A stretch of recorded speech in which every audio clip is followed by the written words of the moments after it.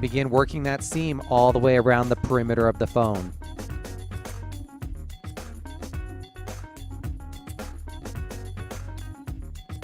This particular phone back is held on with a small amount of adhesive. This is what we're going to use our metal spudger for.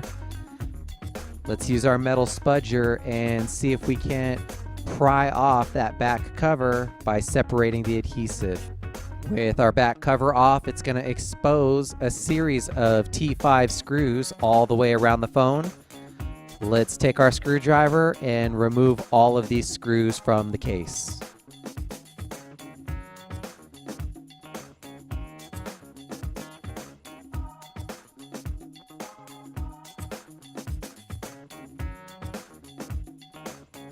We are then going to use our plastic opening tool again to begin prying at the seam around the phone and separate the back portion of the case from our display assembly.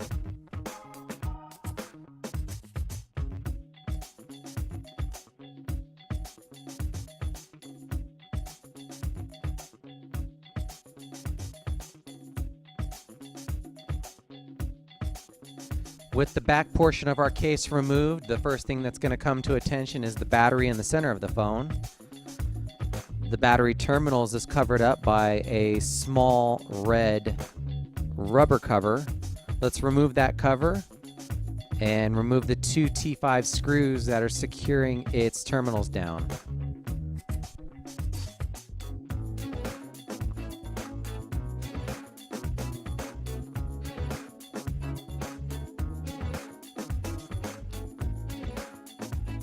We can then remove the battery from the phone using our plastic spudger and the plastic pull tab. With the battery out of the phone, you're going to recognize the metal frame that it was housed inside of. There's a series of T5 screws securing that around the perimeter of that frame. Let's go ahead and remove those screws and then remove that frame from the phone.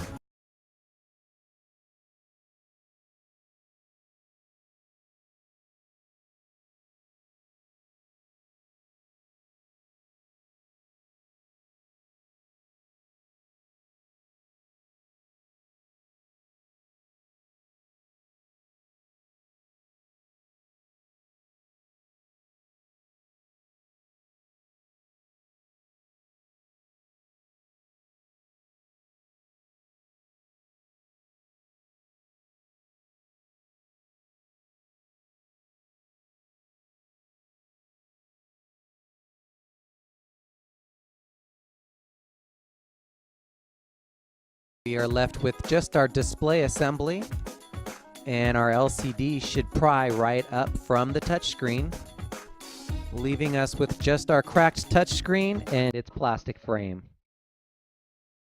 Let's take our spudger and separate the small amount of adhesive that's holding this touchscreen onto our plastic frame and completely separate the two pieces.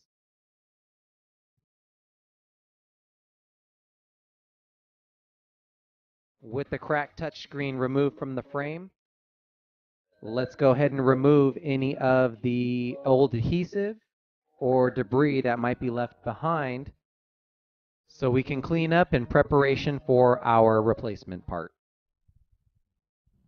Here's a good shot of our frame with FixEasy.com adhesive already applied to it. FixEasy does send out free adhesive strips with all of its replacement parts, and you'll need to use scissors or a razor blade to cut it to length and install it before putting in your pieces.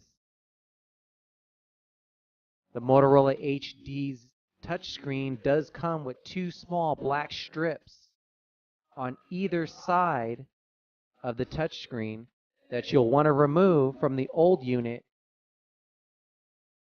With our replacement touchscreen prepared with its black strips on either end, we could now peel over the covers for our adhesive strips so that we can secure our touchscreen down to our frame.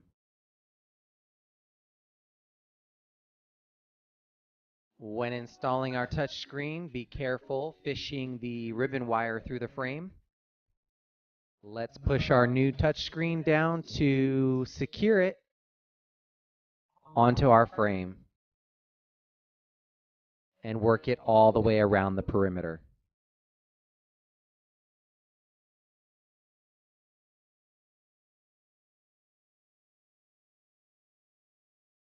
Before installing our new LCD, let's not forget to peel back the protective cover on the inside of our touchscreen.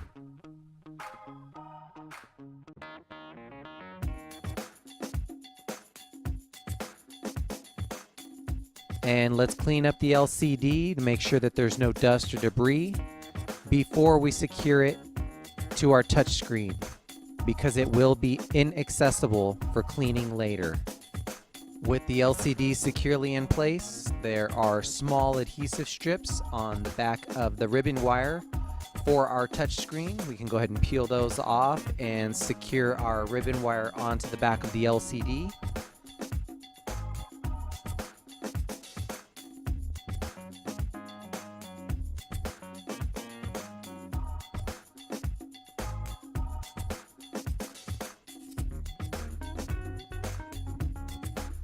And let's bring our motherboard back for reinstallation.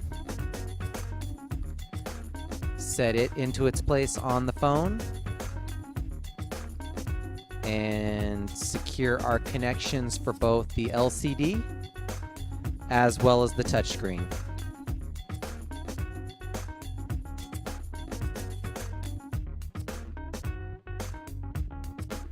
Our metal frame is next for reinstallation. Let's set it in place and put our series of T5 Torx screws all the way around the perimeter of the frame.